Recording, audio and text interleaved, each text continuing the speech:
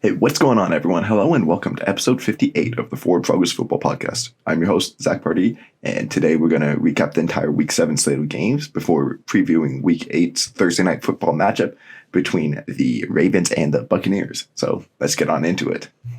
All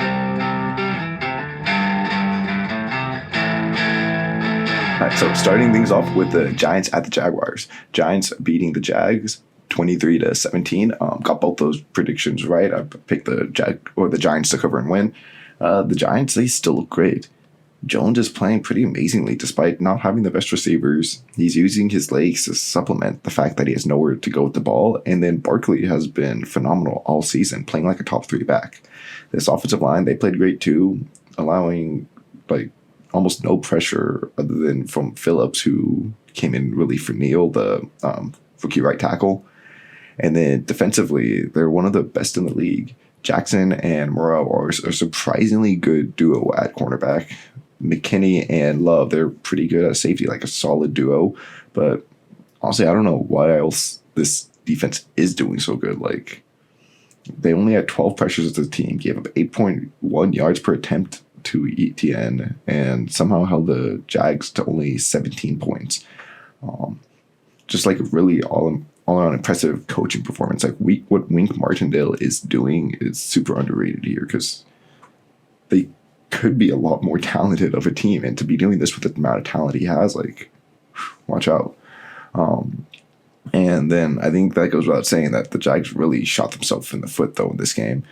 They had the ETN fumble at the goal line, the missed opportunity on 4th down. They could have either kicked the field goal or converted, and they just don't really have anyone who can consistently win at outside receiver. So after all this hype early on, it's starting to look like the same old Jaguars. Then we have the Packers at the Commanders. Commanders actually winning this one 23-21. I was wrong. I thought the Packers would cover and win. This Packers offense, though, is just so one-dimensional.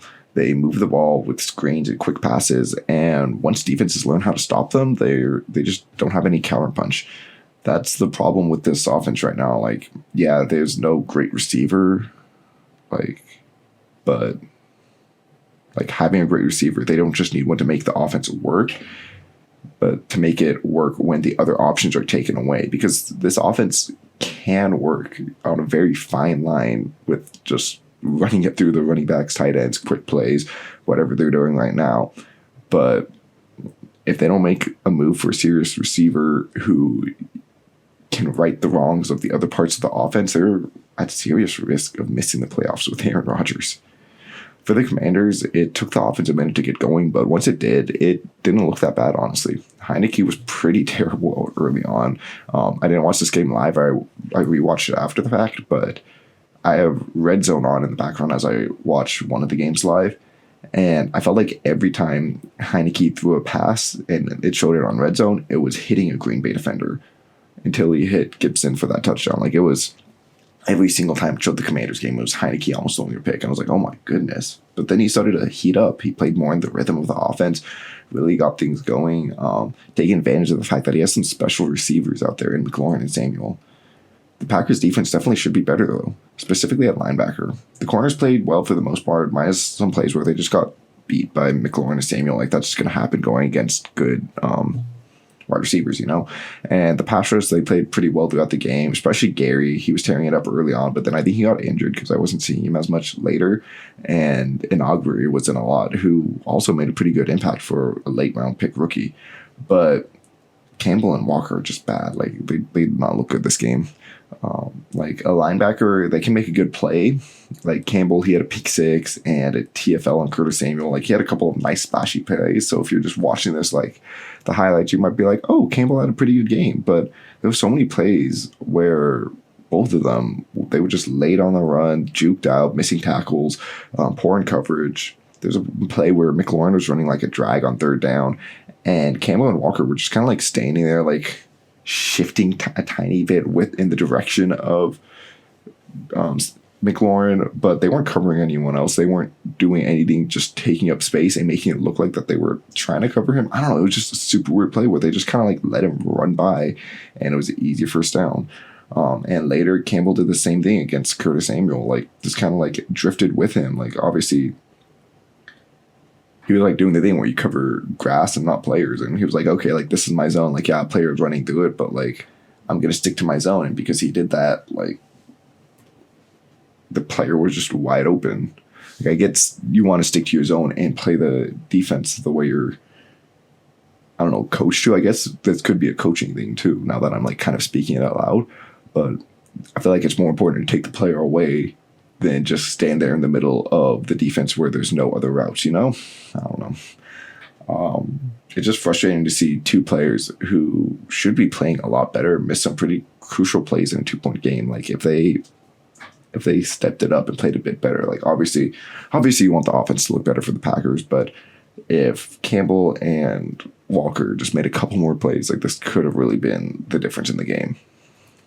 They moved the Lions at the Cowboys, 6-24. Cowboys win. I picked that right. I had the Cowboys covering and winning, but wow, like what just happened to the Lions offense? 5 total turnovers by them, 4 by Goff, 2 picks, 2 fumbles. Amon-Ra, he had to leave the game early with injuries, made Khalif Raymond the number 1. There just isn't enough talent on this team to consistently put up the numbers that they were early on. Like, I think it must be just a slew of bad defenses that they were facing that made their offense look really good, and now it's kind of like coming back down to earth. But there's also the fact that they're facing some really good defenses. Like, wow, this Cowboys defense, just insane. Sam Williams had a monster game, 2 sacks, including a strip sack. Parsons had a couple sacks himself, and then picks by Lewis and Diggs. And then offensively, though, I think they definitely got to do better than this, especially going against a Cowboys or a Lions defense that hasn't been that good so far, to say the least.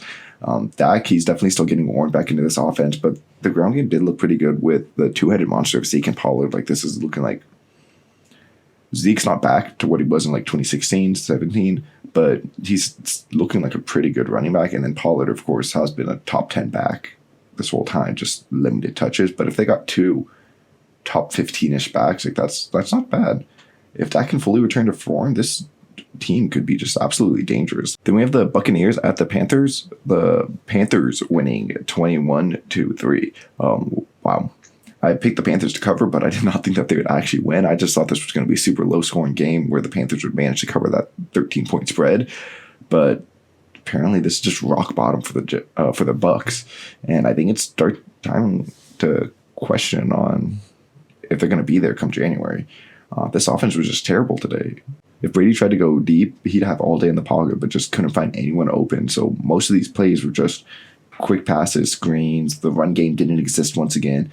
And Brady just missed so many open throws. Like, this is the most missed throws I've seen in a Brady game forever. I know we aren't supposed to say this, but like, it's Brady finally approaching the end. Like, that's what I got. I got the vibes of backup quarterback from him this game with how many short passes he was completing and missed throws he had. It was one of his ugliest games, definitely. They will be fine defensively, though. Like, they did give up a couple big plays, but they were out 2 of their top 3 corners, starting a rookie 5th-rounder out there. And when you're on the field that much as a defense, you're just bound to make some mistakes eventually and give up a big play like that.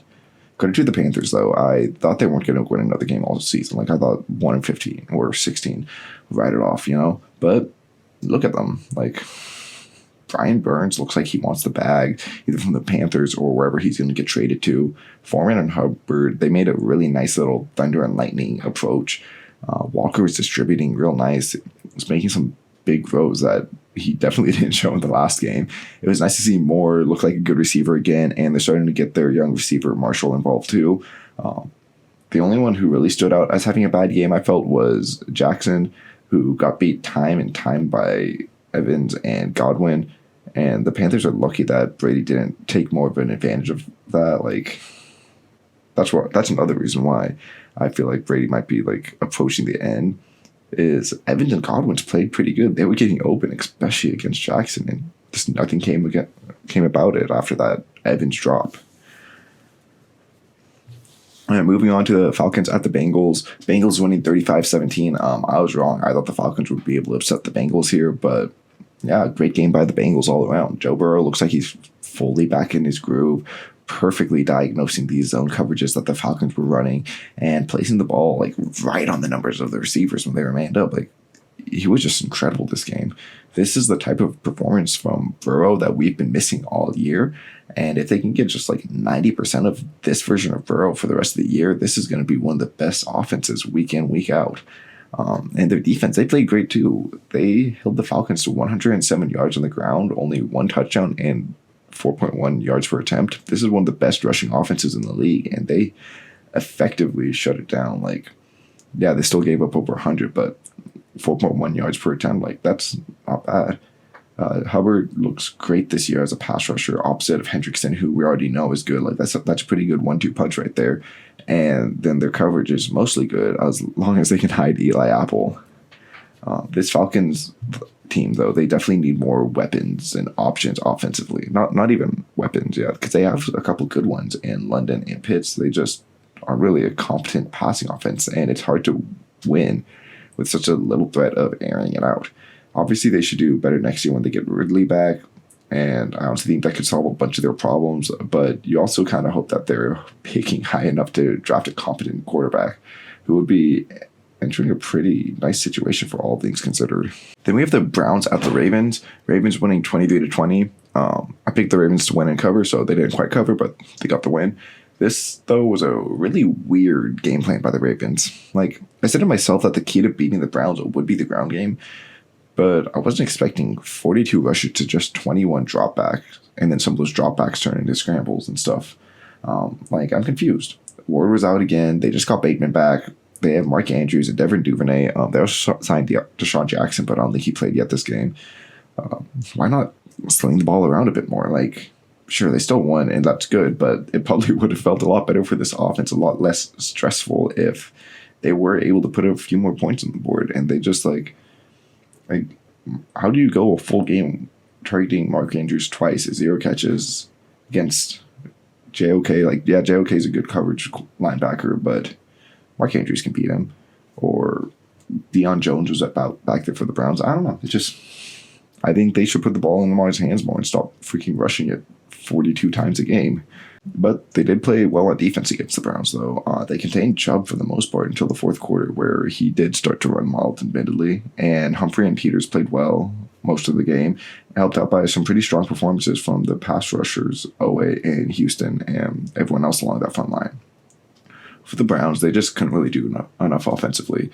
They kept putting the ball in Brissett's hands, and while he wasn't terrible, he wasn't amazing. And I felt like it would have made more sense for them to lean on the ground game more. Like, Chubb, he only had 16 rushes. They were playing good defense, and like all around, Garrett, Clowney, Wright, they were leading the way in run D. Like, I was really impressed with their rookie Alex Wright in run defense.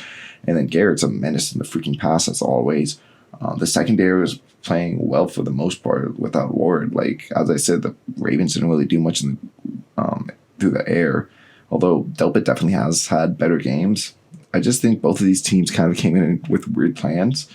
If they kind of flipped them, like, I'm very interested in how that would have played out. Like, what if the Browns ran the ball more, drained a bit more of the clock, didn't let the Ravens hold on to the ball more? And what if the Ravens took advantage of the fact that they should have been, like, the upper hand in the passing attack and tried to put up more points? Weird plans, but Ravens, you can't complain about what they did, I guess, because they came out on top. Then we have the Colts at the Titans. Titans winning 19-10. I was wrong. I thought the Colts would be able to pull off the upset, but is this really going to be Matt Ryan's last game? Like, he was bad this game. I don't know if there will be much of a difference when we throw in Ellinger. Ryan threw 2 ugly picks early on, and since then, this offense was practically ran like the backwards in anyways. They didn't try to push the ball downfield. It was all quick throws, check down screens, and like Taylor, what happened to him? He was looking like one of the best backs in the league last year and then early on this year, but they're just hardly even using him. 10 carries, 58 yards. Like, they are starting to feature Paris Campbell more. I do like that. And if they can tap into his speed, he could definitely be a good receiver for whatever next quarterback they are. But you gotta hope he stays healthy, because that's been the problem throughout his career. The Titans, they might be out their quarterback too. As Tannehill, he could barely put weight on his ankle after injuring it mid-game. Not that it really matters, though, as Henry was practically the whole offense anyways. Hooper, he had his best game as a Titan, though. Good to see for him, but it felt like the only reliable way for the Titans to move the ball on offense this game was through Henry. The Titans defense, though, looked great. Adams had a nice little career revival after not doing much these past few years. And Tampa, I remember he was a strong, he was an early starter for the Giants in his career. I want to say he was like a 6th or 7th round pick. Started right away and then just fell off a cliff. So good to see him kind of bounce back. McCreary, he made a couple of nice plays out there in coverage. And then Dupree and Simmons were incredible rushing the passer today. Then we have the Jets at the Broncos. The Jets winning 16-9. Called that one correctly. The Jets covering and winning. And apparently this Broncos offense can get worse. Hopefully Wilson's injury isn't long because, man, Ripien was terrible. Missing what felt like every other throw, targeting Sauce multiple times on 4th down while he's all over the receiver. Why the hell did they kept trying to throw jump balls to Sauce Gardner? That's just stupid. Russell Wilson, he wasn't bad. Or he was bad. But at least he has a history of good play, and his bad play, I don't think, was nearly as bad as this Ripien game. I think they might need to trade for a quarterback after this. I don't know, because if you can't trust Russ, I don't think you can trust Ripien at all either. But honestly, Zach Wilson wasn't much better on the other side of the ball. He was inaccurate a couple times, yes, but his main problem, I think, is he tries to play hero ball at every opportunity. He makes his first read and then bails from the pocket at the whisper of pressure. He's never stands tall, navigates the pocket. He feels like a kid just playing Madden, running around crazy in the backfield, and is surprisingly good at avoiding sacks, but then gets 2 yards on a scramble, throws it away, or throws it inaccurately. Here, I actually want to find. Right, I saw a tweet. It's from Sam Mawson, one of the hosts of the PFF NFL podcast, and he tweeted out Zach Wilson splits from kept clean versus under pressure. So he has a 89.6 grade while clean, 9.1 yards per attempt, 75.7 completion percentage, and 6.4 average depth of target. Versus when he's under pressure, his grade drops all the way to 23. So yards per attempt is 1.7. His completion percentage is 16.1, and his average depth of target is 12.7. That's just unbelievable how drastic the split is between him when he's being pressured and not. He's got to learn how to play with that pressure and not just scramble around, take forever in the pocket, throw it away. He has 2 interceptions on those pressured throws. Can't be throwing, just giving the ball away because you got a bit of pressure on you, Just ugly performance from him whenever he's under pressure. But that tweet, when I saw that, I was like, that makes so much sense, because I watched Zach Wilson. I'm like, he does so many things right. He looks good until he tries to play hero ball. And that's literally what it is. If he learns how to not play hero ball, to work within more of the structure of the offense, even when he's under pressure. And yeah, he can occasionally do that hero ball stuff once he's good at it. He's not good at it yet. That's the problem. Once he learns how to perform under pressure, then I think he can be an amazing quarterback, because you see that his stats are really good when he's clean, but just terrible when he's not. All right. Overall, though, I think the Jets are still a good team.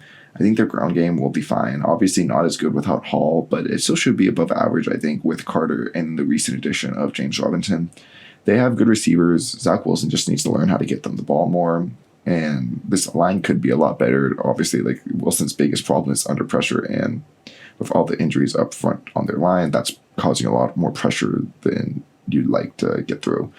And then defensively, this looks more like a solid lead unit. Sauce is playing like an all-pro already. DJ Reed isn't far behind him. Mosley, Quan, and Williams are a great linebacker trio, and these safeties are average but buoyed by a good scheme and good players all around them. And then this pass rush is just really, really coming alive. Quinnen Williams is playing like a top 5 defensive tackle. The rest of this line rotates around, gets a couple pressures each. It just all works so perfectly. I do want to see more from Lawson, and then hopefully when first round Jermaine Johnson, the rookie out of Florida State. When he comes back, hopefully he can provide more of a spark too. But overall, I love the direction of the squad. All right, then we have the Texans at the Raiders. Raiders winning 38-20. I picked the Raiders to win, but I did think the Texans would get like a sneaky backdoor cover or something. But nope, the Raiders pulled away. Good for them. Let's go. Is Josh Jacobs the top back in the league right now? Like, he's playing like it. Either him or Saquon. Josh got another 143 and 3 touchdowns. That's just, wow, I did not expect this out of him. I thought he was like... The thing with Josh Jacobs is he doesn't have that breakaway speed. So whenever you watch him, like, there is something, like, you see it and you're like, wow, like, that's... He's doing things right. He's making guys miss almost every single carry. He makes someone miss, makes the first guy, and gets a couple extra yards. But he doesn't... Until this year, he wasn't really breaking out big runs, and he still doesn't have like any huge runs this season. It's just consistently getting like 12 yards. But yeah, that's obviously really good to be able to consistently do. I think this season, I thought going into the season that the passing attack would really carry this offense, but this offensive line is honestly blocking really good for Josh Jacobs, and he's taking advantage of it. And when they do need to pass it, Carr was freaking great this game. 21 for 27 with a touchdown, no picks. Just a really, really well-balanced offense that's coming alive. And I got 2-4. They're far from dead in the AFC. The Raiders defense, though, like, still definitely has some concerns. Averett looked bad in a replacement of Nate Hobbs, who was the only good cornerback on this team, it felt like. He was just routinely getting beat by Cooks and Collins until Collins left with an injury, and then they were able just to put Yasin on Cooks for most of the rest of the game. And then they were getting gashed by Damian Pierce and the Texans early on until they really balled him up late. But yeah, they just traded away one of their best run-stuffing defensive tackles too, and Jonathan Hankins, sending him over to the Cowboys. So hopefully they have a couple rookies who I guess they think they're ready to step it up, or maybe they're got someone like in the works for a trade or something. I don't know what's going on there, but they definitely need help in run defense, and trading away Hankins is not going to help, I think. For the Texans, this is kind of what I expected them to be. They were in it. They were in this game until late, and then the Raiders pulled away with a touchdown and a pick six. I didn't expect the Raiders to pull away this much, but the Texans are a well-coached but not talented team. That's just what's going to happen. I know it's early on, but you got to start thinking about the future with this team, and it could be bright. Cooks and Collins looks like a pretty good duo. Jordan, the tight end, he got some going this game. Pierce is already a star, and their offensive line did pretty well for the most part against a good Raiders pass rush.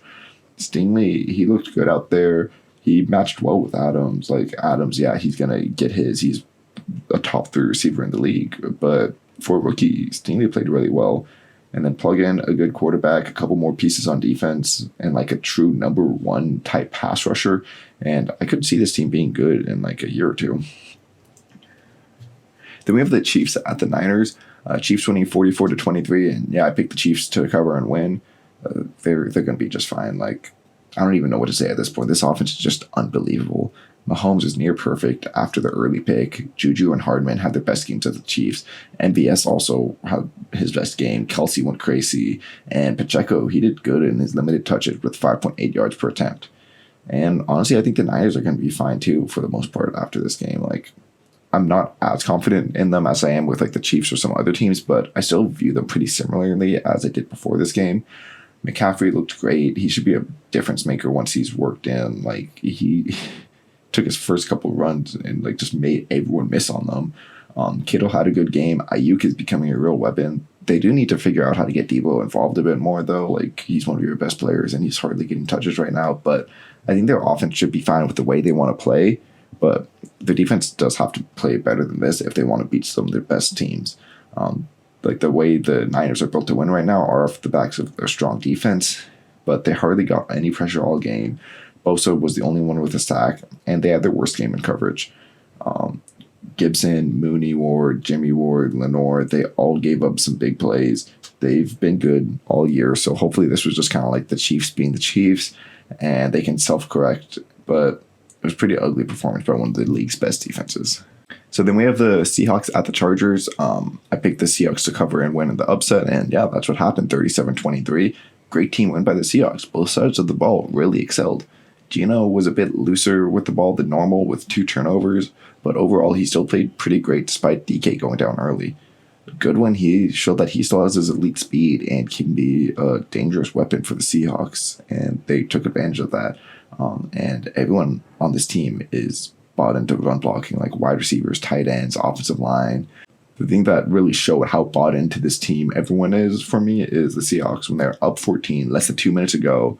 And instead of handing the ball off and just like doing nothing, most quarterbacks, like do that little like roll out and just like stand in the back and watch the play. Gino hands it off and then instantly looks for someone in a cutback lane to hit, just in case DJ Dallas gets stuffed up the middle. And that's what happened. Dallas got clogged, and he bounced it outside, and Gino was right there leading the way for him to run for the first. Like, I don't think that was the design of the play. I think maybe Gino was coached to go in and clear out the cutback lane, but like, yeah, the run wasn't supposed to go following Gino, and it ended up doing it. And Gino, you could tell, like, wanted to get that first, even though they're up 14 with less than 2 minutes to go. Like, the game's practically over, and they're still like pushing and really playing hard for each other. That's the buy-in in a team that believes in themselves, that has a quarterback who's a true leader and really believes that they can win a Super Bowl this year. Like, I don't believe that they could win a Super Bowl this year, but the fact that they're so confident playing this way, playing this hard for each other, like, it's really good things to see from what many thought was going to be a terrible year for the Seahawks. Defensively, they played great too. They had a pick and a strip sack on Herbert. I thought Neal, who had the pick, he had his best game as a Seahawk, at least like this year, definitely. He was just everywhere in coverage. Taylor's strip sack and recovery was just perfectly executed, like thing of beauty, the way he just stripped it out and instantly like it bounced right into his hands perfectly. And then the young guys in the secondary, Woolen, Brian, Jackson, like this is a good corner duo, like or trio. And they're all in, like Bryant and Woolen are both rookies, and Jackson is in his like second or third year. However, I do think that Brooks and Barton, the linebackers, they were pretty bad this game, picked apart and laid in holes covering for run defense. For the Chargers, they just need more offensive weapons. And that's definitely a lot of the part due to the injuries that they have. Allen couldn't make it through this game fully. Palmer is out. Guyton, he's on the IR, their speed threat. And Parham was out. Williams, he went out in the middle of the game too. And he's only that guy anyways, like every 2 to 3 games, It felt like every throw this game was either a check down to Eckler or just something really quick to some random receiver you'd never heard of. And with Herbert as your quarterback, that's just unacceptable. They need to get some speed, some threat at wide receiver. Go out on the trade block, get someone like Chase Claypool, DJ Moore. DJ Moore is probably too expensive, but you know what I'm saying. Like they need more weapons, and if the guys are injured, then find someone who's not, But like the Chargers could just be so much better if they just spread the field and took advantage of the fact that they have a monster at quarterback instead of throwing these dink and dunk routes all day. Then we have the Steelers at the Dolphins. Dolphins winning 16-10, but the Steelers were able to cover that. I picked the Dolphins to win and cover, so almost there. I'm shocked by the Dolphins offense. It came out firing all cylinders, looking absolutely unstoppable, and then it stopped. Big credit to the Steelers secondary, which stopped allowing all those little underneath routes that to Hill and Waddle. Like they challenged Tua to make tough throws, and Tua couldn't, frankly. He had like 4 or 5 passes that should have been picked off and just looked off all night following that first drive. This is his first game back after those concussions, so I am going to give him a bit of slack on his end. We'll see how he looks again next week, but this was not a good game for him, and he was the reason why this game was so close. On the other side, though, Pittsburgh's young quarterback didn't look too hot either. He threw 3 more picks this game, bringing his season total to 7. You could definitely argue that the first one wasn't his fault, though, as Claypool did fall over, but not the best throw anyways. Like, that was a risky throw. Claypool was just blanketed. The second one, he didn't see Holland lurking, and the ball just came out slow. Holland was able to undercut it instantly, and easy pick for him. And the last one was like a desperation heave into the end zone, but it was like 2nd and 20, or second down, 20-ish seconds left. He definitely could have lived to see another day, throw it away, you know. Speaking of that last pick, though, Igbenogany, the one who came down with the pick, is having a nice season for the Dolphins. The former first-round pick struggled to see the field, and he's still not perfect. He gave up the touchdown this game, albeit it was like almost unguardable back shoulder, just perfectly executed by the Steelers. And he gave up a couple more catches. He had an illegal contact. But for the most part, he held his own. And I think it's really good to see him kind of bounce back after having a really quiet and questioned start to his career. He mostly went against Deontay Johnson, one of the league's best route runners, and wasn't giving him much space to work with. So just kind of like something to keep your eye on. Like, he was written off here, but a few years left on his rookie deal, he might finally be primed to break out. Then we have the Bears at the Patriots. The Bears just crushing the Patriots, 33-14. I did not see that at all. I had the Patriots covering and winning. What the heck was that, Patriots? Mac Jones, he looked ugly early on and then got benched after throwing a pick on his third drive. Then Zappe comes in, just lights the world absolutely on fire, throwing a big touchdown, a pretty big underthrow to Myers, and then another like touchdown drive where he had a nice jump ball to Parker. But after that, this offense just went to bed. Bunch of checkdowns. If you take out those two early throws, which like obviously you can't because he did complete it, so you don't want to discredit him. Although like the Myers one, I can't stress this enough how badly it was underthrown. Like, it almost wasn't a touchdown because it was such a bad throw. Myers was able to track it and get in. But the rest of the game, Zappe was 12 for 20 with 112 yards and 2 picks. Like, I get Jones was pretty rough early on, but he has a stronger arm, is the better athlete, and did lead the team to the playoffs last year as a rookie. I think it's way too early to turn the keys to Zappe, and he really showed that this game, so I hope they go back to Mac. But now let's talk about the Bears. They killed it this game. Their defense was all over the place. Their 2 rookies with a pick each. Smith was everywhere against the run, and the Patriots, they only had 70 yards rushing. Gibson, Quinn, Robinson, they all had some pretty big impact plays rushing the passer. And then on offense, they definitely had their best day. It was mostly because of their offensive line. They were creating space for this ground game, which had 243 yards and 2 touchdowns. And they gave Fields plenty of time to read the defense and find open receivers. Like, Fields he's got to speed up that processor because he's not always going to have this much time. But it's good that he did have this time and was able to go through his reads. And so hopefully next game he's going to be able to do this a bit faster because he's like, okay, this is how I do it in the game setting. And although like it wasn't a realistic game setting in most of the time because this Bears offensive line isn't going to give him 5 seconds to throw the ball, it's definitely a performance to build off of and gives me a lot of hope for his future as the Bears quarterback. Like, I thought the Bears were just going to run him into the ground and then discard him for the next quarterback. But if he plays like this, like the Bears were getting him involved in the designed run game too. Like, this game finally made me feel like they had a plan for Justin Fields and want him as their quarterback. Overall for this week, then that's going to put me at 8-6 straight up and 6-8 against the spread. Got to get those against the spread numbers up. Like, that's every week, man. Overall 57-50 and 1 straight up, and then 44-62 and 2 against the spread. But now time to preview the Ravens at the Buccaneers Thursday night matchup. Ravens are 1.5 point favorites. The Buccaneers are in shambles right now, and I don't think they're going to be able to fix themselves against the Ravens. The Bucs need a get-right game, and like the Ravens defense, I think, is too good. Like, the Bucs need to go against the freaking Lions or a bad defense like that so they can get their mojo back. And they had a chance last week. Like, the Panthers aren't a good defense, but just one drop by Mike Evans took all the air out of this team, and that's very, very concerning. The Bucs still do have a good defense, though. However, they have so many injuries in their secondary. Like, Davis and Murphy Bunting missed last week, and now Winfield, he has a concussion. He might miss this week, too. I don't know how willing the Ravens are going to be to take advantage of this, though. Last week against the Browns, they almost passed it, or they hardly passed it at all. But with the addition of Deshaun Jackson and then this being Bateman's now second game back from injuries, hopefully they air it out a bit more. And I'm going to pick the Ravens to cover and win. I don't know if they will air it out a bit more. I just really don't trust this Buccaneers offense right now.